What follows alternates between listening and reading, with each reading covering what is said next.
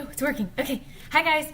I have some notes on Chaucer for you that as you're reading The Knight's Tale this weekend and filling out your questions, it will help you kind of understand a little bit more some of the nuances in his language and the plot line of The Knight's Tale.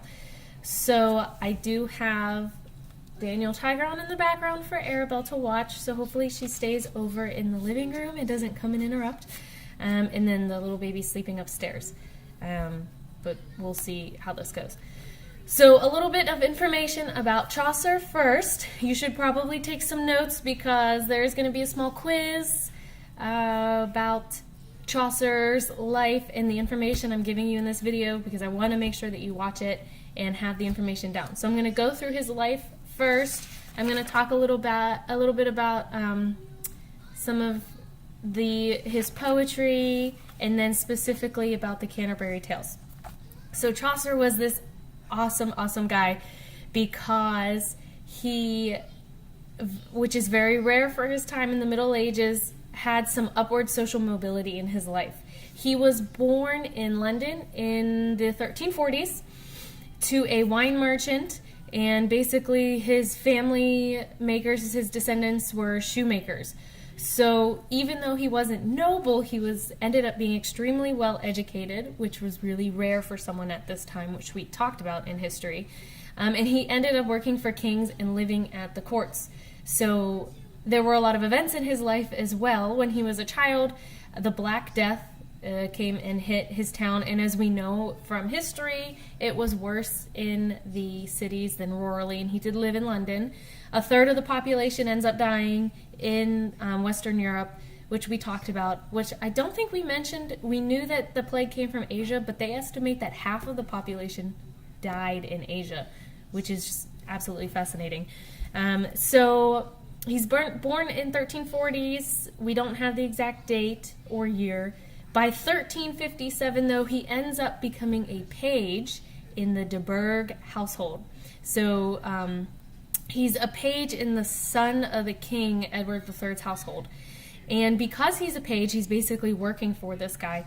He ends up taking a lot of trips and gaining a lot of experience and meeting a lot of people, which we're going to see in his Canterbury Tales, how he's able to know so much about all these different social classes' lives. Because again, when you were in the Middle Ages, once the class you were born into, you didn't really move from that class. But Chaucer is the exception here. By 1367, so within 10 years, he's working for the king himself. He ends up studying law, and he experiments a lot in French and English verses. He didn't just write Canterbury Tales. He actually wrote a lot of poetry and some other dream visions, which is like one of the genres at the time, which we can talk about later. He ended up becoming a renowned poet among all the classes. And we know that he was popular among all the classes and that he was like one of the best-selling authors of the day because there are 81 total manuscripts that we have today.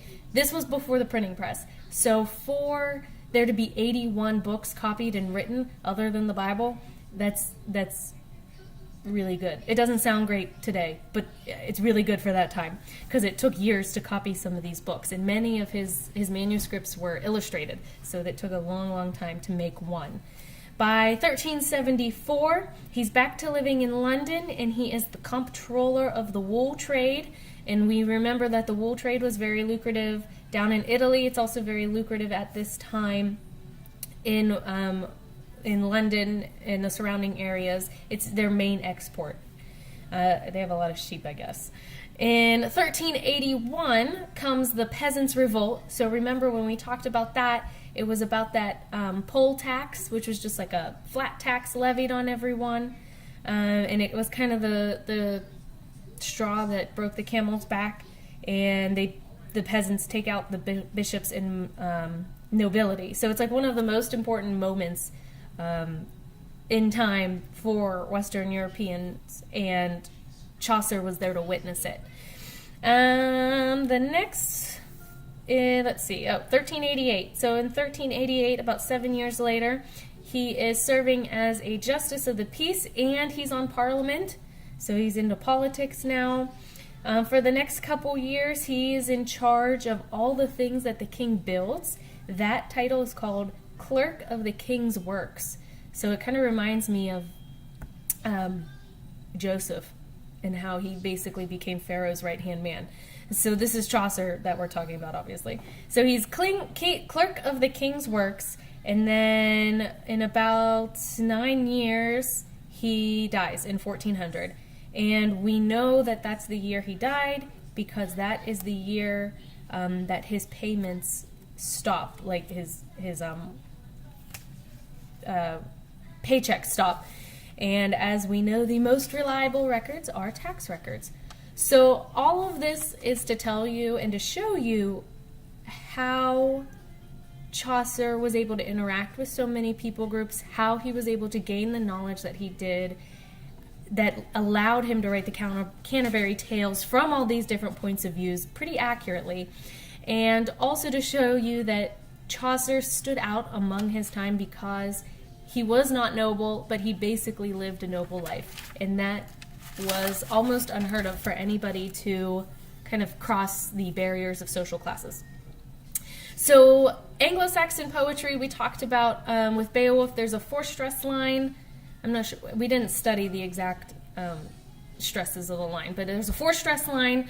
After the Norman invasion in 1066, the language of the court then becomes French. We have the Magna Carta being written in Old English, and Chaucer had tried Anglo-Saxon, he had tried French, and he had tried Italian verses, but none of the poetry really translated well into Old English, just because Old English or Middle English was such a different language from all of these.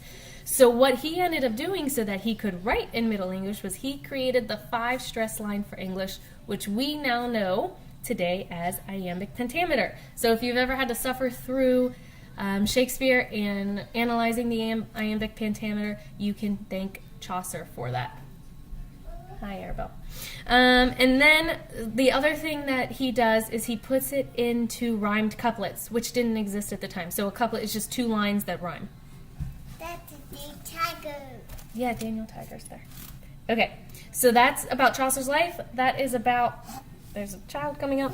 That's about why he's called... That's Arabelle, Mommy. Yeah, that's Arabelle. Okay, hold on. Let me pause. Don't touch the screen. Go watch Daniel Tiger, okay? You gotta go watch it.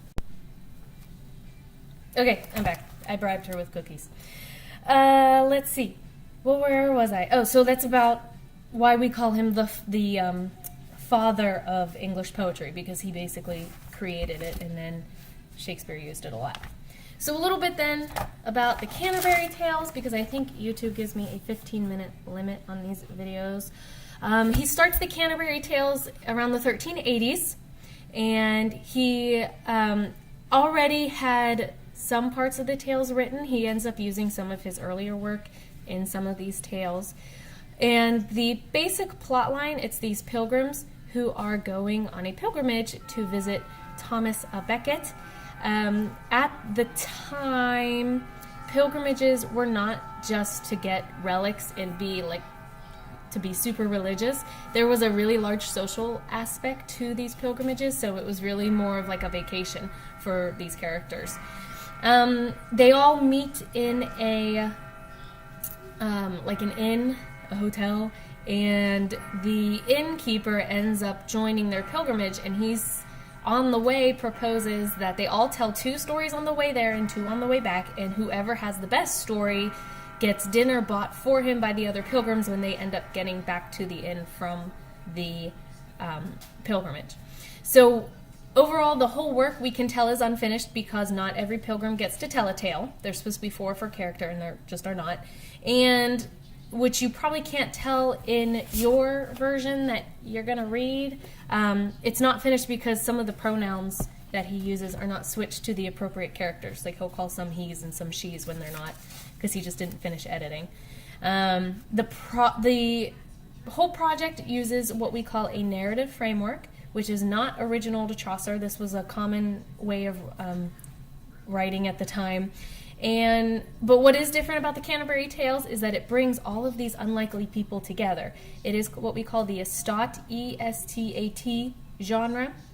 And the three Estats from the Middle Ages that we know from history is the nobility, the clergy, and then the non-noble or non-clergy. So we have the church people, the nobility, the men of war we talked about, and then the peasants, basically, or the working class. He brings together, though, the different estats or the different classes, and he's able to write in a way that resonates with their societal positions and in the language and in a situation that suits them and that they could relate to. So that's why the nobility could read Canterbury Tales and enjoy it, and people in the pub could have it read as like entertainment to them, and they really liked it as well. The tales reflect their tellers, and they are often connected. We'll read the Knight's Tale, and then the Miller's Tale after that is in direct response. When we get to the Nun's Priest's Tale and I think the Clerk's Tale, they are in response to each other. So we'll talk about that when we read them. And then lastly, just about the Knight's Tale itself, which you're going to read this weekend. It is an earlier tale from what we call Chaucer's Italian period.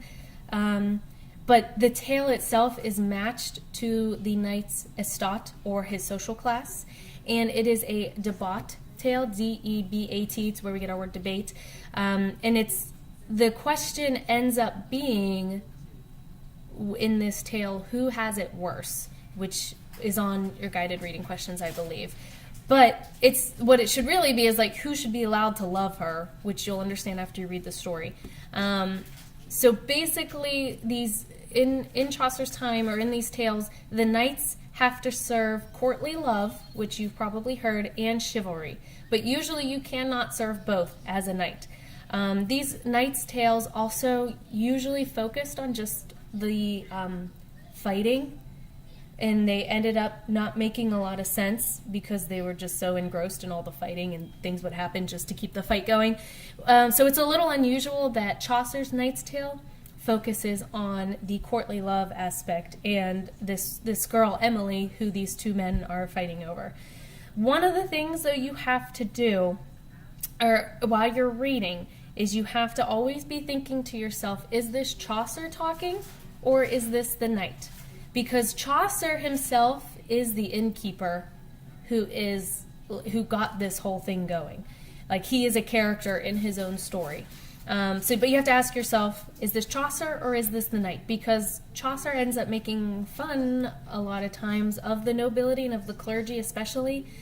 Some of his more honest characters end up being the lower class characters. And as we talked about before, with all of Chaucer's life experience, he has experience with all these people in his life. So he knows that nobility and clergy are probably going to be reading some of his Canterbury Tales, so he has to do it in such a way that they don't necessarily know he's making fun of them. So ask yourself, is this the knight or is this Chaucer while you're reading it? And that will kind of help you understand maybe some of the nuances, which we will also, though, talk about in class. So that's all the notes I have for you. Again, just take some notes on what I said. There'll be some questions on Tuesday to make sure that you watch this video. You are, of course, going to be allowed to use your notes to answer these questions. And have a good weekend. Have fun reading The Knight's Tale. Okay, bye.